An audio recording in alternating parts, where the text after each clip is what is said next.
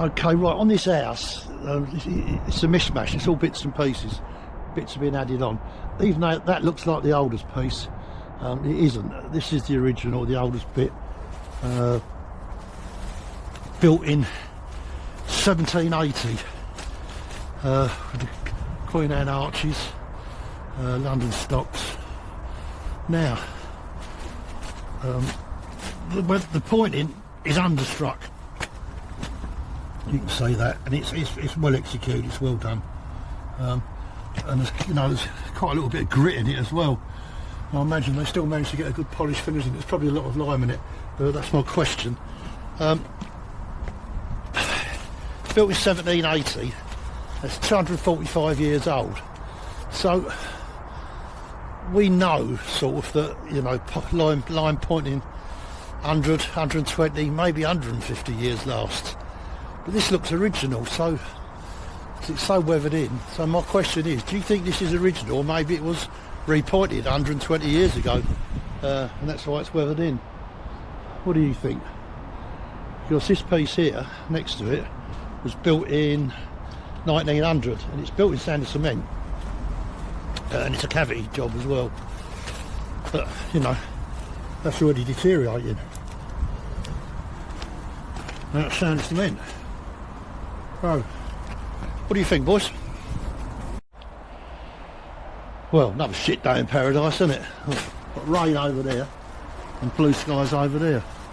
Fucking have to run in and out all the time to bring the electricity in. Right, I've just turned these lights off anyway to show you something. I'm just cutting the last arch here. I mark them with a pencil. You can mark them with a like pencil or something like that, but I don't really find it necessary. As long as your templates are good and you know what side of the line to go with your cutter, it's fine. But we've got this camber. I showed you that, how to do this camber here, which is a bit of a pain, but it does help you out a lot on the cutting, because with these was here, mark that with a pencil. Most was you have to cut either side like that. With these, because you've got this camber here, cut that first, then that and that. You're only cutting one side, and you cut the frog side as well, which is easy to cut. You don't have to cut both sides. So even though the camber's a bit of ag, it does save you hell of a lot of cutting. Well, 50% of the cutting, doesn't it, really? Which is time is money, as they say. Oh dear, fucking Mondays.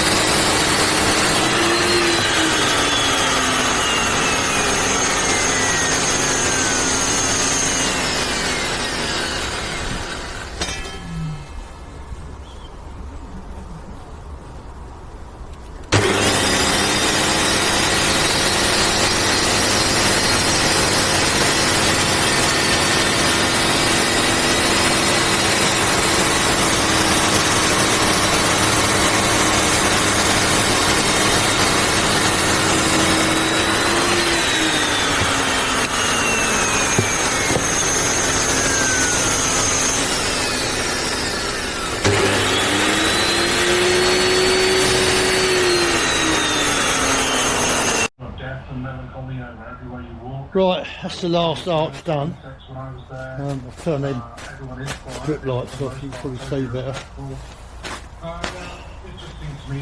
Pissing me rain again. Lovely, isn't it? I just want to get this bit cleared up. Red dust everywhere. Tidy this place up and not carry on. Got all the carpentry work to do, making the you know, the turning piece, the arch form, so I can do all that inside. It's fucking lightning now.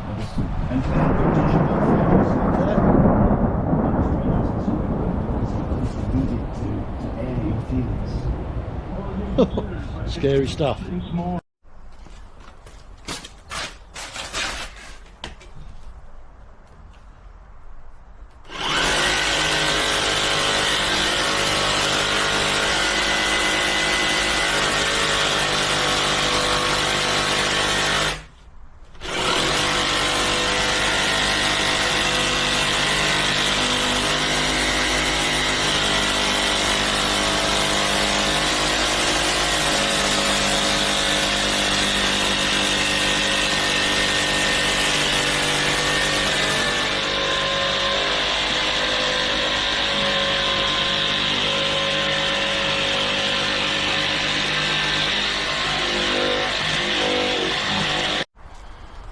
Right, I've made the arch former, turning piece, whatever you want to call it.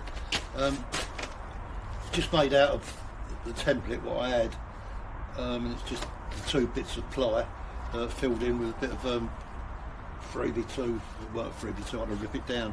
And for these 100mm wide arches, that's all you need. You know, and other arches you may want to cover that with some ply or close board it in there with batten, but there's no need for it. And also it keeps the bottom of the arch clean and it stops it from rocking. So what happens is,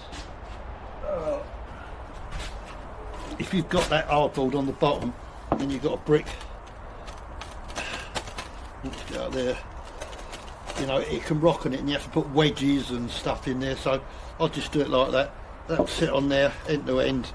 Yeah, it should be good. So I'm going to get up there now and set it up, I think.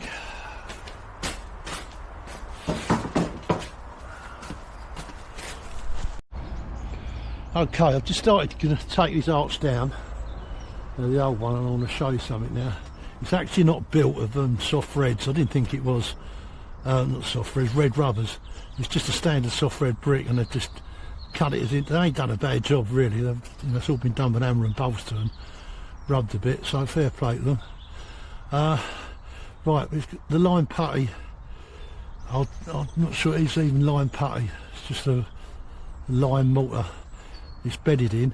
But what you do with these things, you're supposed to, in every joint, you do what's called a joggle joint, and that's where you take a groove out of each centre of the bricks, and you pour a grout down it. And they've done that here, but they've just used the frogs on one side of the frog to get the grout down. You might be able to just see a bit of hard cement at the top there, but it's here. See this? That's all cement. That is, and there's the line there, what it was bedded in. So they just poured that down, and that is there. It's pure cement. That. And that's where that bit there has come away from there. That's why it's so clean. I'm not going to do that because we're using proper joints, but I'm bedding it. Well, let's put it this way: a lot of the textbooks I've got say that any axed arch should be built in sand and cement, and most people wouldn't realise that, and all the lime purists go, no, you can't do that, you can't do that. But they were, and cement was invented in 1824, and I reckon this part of the building was probably, I'm guessing 1870-ish, something like that. So it was being used here. A lot of people, not a lot of people, there's 2 or 3 people who teach now, say that you shouldn't use the cement in the joggle joint, because the cement they used then wasn't as strong or as hard as the cement we use now. Well, I'll tell you what, that's hard. But even, they wouldn't know, would they? They just had cement, they wouldn't know that our cement's going to be harder, would they? So that's nonsense. So the idea with these arches is they're not an arch, are they? It's a wedge, really, and it's a wedge just sat on a bad bearing, really. So you want that to be one mass as a lintel, really. That's how it should be. So that's why, you know, the cement goes in it, because if it slips, you want the whole arch to slip at once. You don't want bits slipping out of it and that. And every gauged arch I've seen where bricks have slipped, it's because there was no joggle joint used, but generally they are. You know, and I've got stuff in some old books, you know, from the 1800s, which say, you know, they tell you to add cement to certain lime mixes for different things. So they did do it, but lime purists nowadays, they've got a different way of thinking, haven't they? But yeah, just thought I'd show you that. Just to add to that, sorry, I forgot a bit. Just with compressive strengths of the mortars, if you've got a 6-in-1 mix, sand and cement with flit and brick, it's got a crushing strength of 791 pounds. A 3-in-1 mix, now you'd think it'd be twice as strong, wouldn't you? It's not, but that might be something to do with the bricks, I don't know. That's 638 pounds. A 3-in-1 mix of lime is only 375. So you know, you can see the benefits of cement in some situations, just for the strength, really.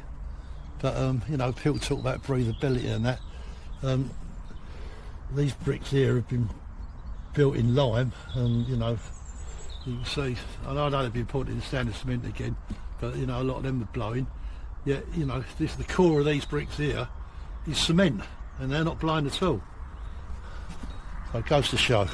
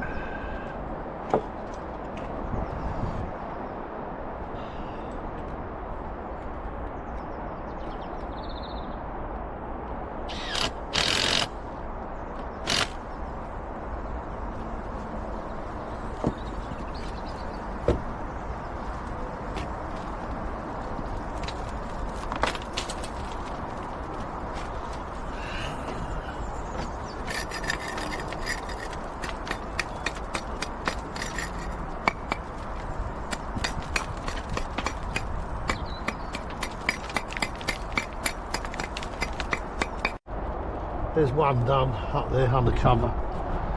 Keep it covered up. I've took this one out, it's ready to go in. Let me just show you the setup. Seals protected, 2 uprights there and there, and then just bend a couple of bits of wood or anything just to hold them up there. The ledger there, 2 bits this is because I didn't have a bit of wood long enough, so I had to join 2 bits together here and there, and then just to get the length. And there's the turning piece for the arch to sit on. That's made out of the template I made to make the arches. Up here there's a wooden breastmer there. I've just put them screws in just to hold that bit of brickwork up, because it's not tied in, and there's the halves, and there's 3/4 all the way up, and I could quite easily lose the whole lot of that, and I really don't want to do that. So what I'll do, I'll build that up, get the arch up, then them few loose ones there I can wedge up tightly, plaque it in, point it in, and then rake them bits out and point them up. Solid job, but I don't really want to drop it all down. Just more fucking mess to get down from up here, which is a pain. I'm up here and it skips over there. Yeah, so let's get the scaffold back up, and I'll get the bricks up, and then I'm going to call it a day, I think, and build that tomorrow. Hey, morning, another miserable day. Right, let me just show you what I've done. I've left the bloody camera over a couple of days, and I'm not going to have to film everything because I'm stupid. Right, the toggle joints, that's the toggle joints done, filled up. I actually used tile adhesive. It just sticks much better than just neat cement. So there you go, that makes that one mass now. That one's done. I'm just going to top this off, and this one's done here. And then we'll start tuck pointing these, and I need to get some scaffold round there. So I'll get back to you in a while.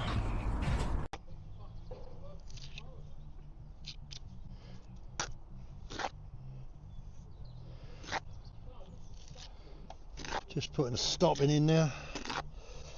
It's a different colour than the bricks, but we're going to be washing the bricks down to blend that colour in.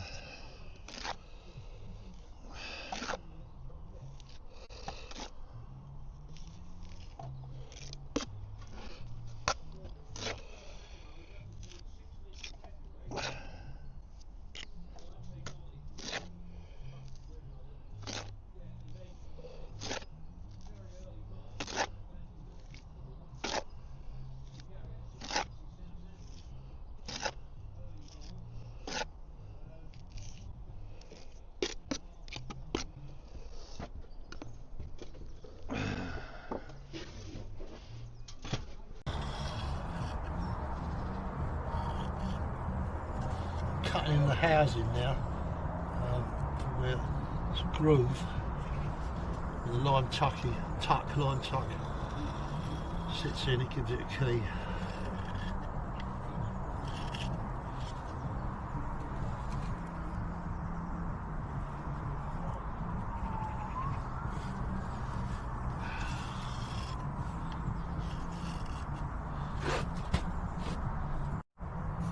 That's the arch. It's been all grooved out now. I'll give it a colour wash. See how it dries out really. I don't know, I'm guessing all this, or guesswork. It could be a bit orangey on the stopping mortar, but we'll see. The thing is, I know what these clients are like, and they want it new, but don't want it looking new. So I'm going to end up toning it down, blackening it a bit, you know, like the original over there. I should try and bring that back to life actually, but I can imagine what's going to happen. We'll see in the end.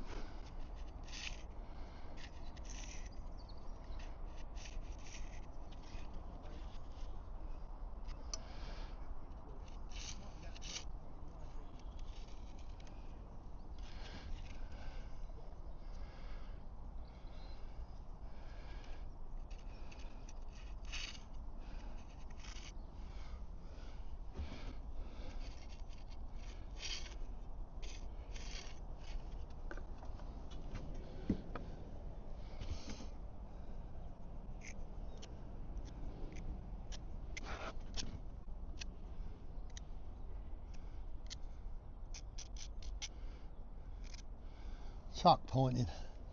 I'm not actually a tuck pointer. I can do tuck pointing, but it's not something I do every day.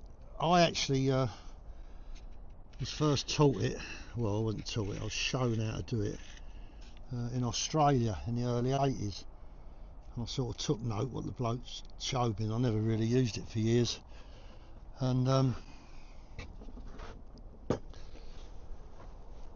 I ended up 20 odd years ago getting a job 6 months a year on a country estate, looking after, I don't know how many houses, I think there's about 200 houses and 6-7 farms, all built in the Georgian time really, not high quality jobs. There's all cottages and that for the farm workers and that, but there was a bit of tuck pointing there, it's all line pointing. That's where I really learned to do everything, and I had a rein to myself. They just left me alone, so I sort of read up on things and basically was self-taught, and so I just practiced a bit of tuck pointing there really, and yeah, but it's all self-taught, and what you can read up on, there's a bit more information about it now, but what with the mortars and all that, you know, tuck pointers won't give you the secrets away there.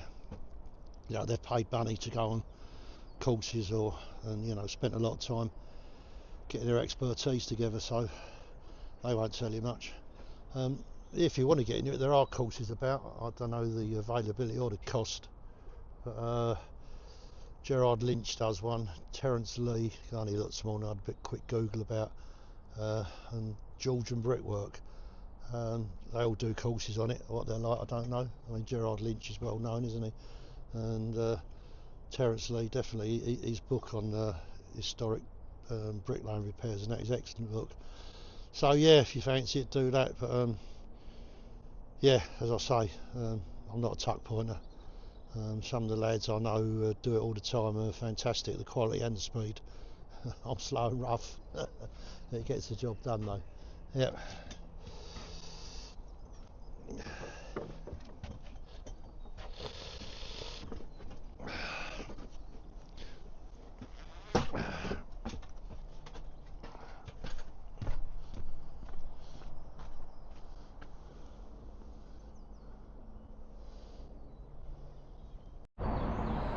And that's that one done. Not too bad. Could be a little bit better, but I'm happy with it. So there's that one. We've got this one to do next. Only tuck it. That's got to be done. These two have got to come out. I'm waiting for some scaffold for that. And this one, I'm just going to tart up. Ooh. I'm just going to tart up and repoint it. Yeah. Oh, hope you enjoyed the video, and I'll fall over a minute. Yeah, and I'll see you in the next one.